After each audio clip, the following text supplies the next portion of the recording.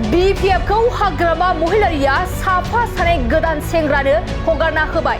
बिसोरनो दिनै BPF खौ हाग्रामा महिलारि बिथाङा हगारनानै होबाय आरो बिथांमोना कुनु चेन्ज गैयाजासे गुदि आरो बिजौ गैयाजासे खोथाफोरखौ बुंनानै बाजारफ्राव बिराद हब्रा रायनाय भाषाजों बुंगासिनो दङ।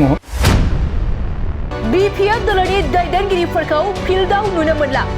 आं सानाखै बेवहाय जेबो गोहोम गोग्लैगोन होननानै खाना एसे दुखु मोननाय थासारिसो जादों जे BPF दोलोनि दिनै दैदेनगिरिफोरा फिल्डआव नुनो मोनाखै। साफा सानै गोदान आरो यां गथ'फ्रा जिफोरानोखि गोबां इश्यूसफोरजोंबो बारा लिंक गैया, खालि इमोशन मोनसे दङ, बिसोरनो दिनै BPF खौ हाग्रामा महिलारि बिथाङा हगारनानै होबाय।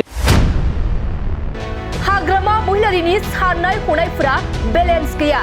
हाग्रामा महिलारि बिथांनि जि बेलेन्स एसे गैयै बायदि नुदों दासान्दि बिथांनि साननाय हनायफ्राव। हयथ' बिथाङा गोबां फ्रास्ट्रेसन जादों, नार्भास जादों जे राजखान्थिया जे जोबसिगोन, दा नंखायनो बेफोर खोथाखौ बुंदों। बेफोर गोख्रों बाथ्राखौ बिटिआरनि गाहाय खुंगिरि प्रमद बर'आ खौरांगिरिनि गेजेरजों फोरमायदों।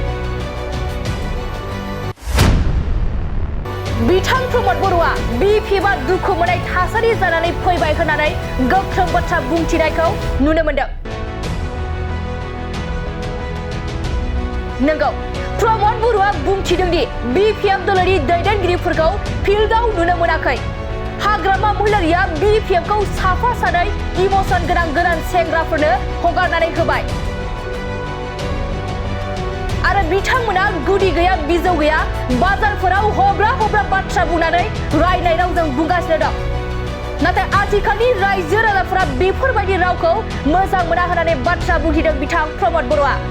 आं सानाखै बेवहाय जेबो गोहोम गोग्लैगोन होननानै खाना एसे दुखु मोननाय थासारिसो जादों जे BPF दोलोनि दिनै दैदेनगिरिफोरा फिल्डआव नुनो मोनाखै। साफा सानै गोदान आरो यां गथ'फ्रा जिफोरानोखि गोबां इश्यूसफोरजोंबो बारा लिंक गैया, खालि इमोशन मोनसे दङ, बिसोरनो दिनै BPF खौ हाग्रामा महिलारि बिथाङा हगारनानै होबाय आरो बिथांमोना कुनु चेन्ज गैयाजासे गुदि आरो बिजौ गैयाजासे खोथाफोरखौ बुंनानै बाजारफ्राव बिराद हब्रा रायनाय भाषाजों बुंगासिनो दङ।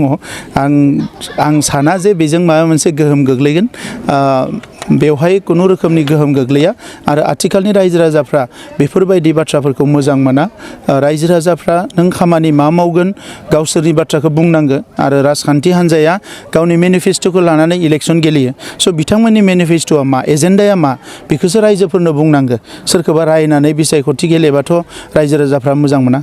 सार, मोनसे समाव BPFनि दैदेनगिरि बिथांमोना UPPLखौ गाज्रि राव भाषा बुङो ना बुङोमोन, नाथाय हाग्रामा महिलारि खुगानिफ्राय मूर्ख बायदि रोखोम खोथा बुंनायखौ जों नुनो मोनदों। हाग्रामा महिलारि बिथांनि जि बेलेन्स एसे गैयै बायदि नुदों दासान्दि बिथांनि साननाय हनायफ्राव।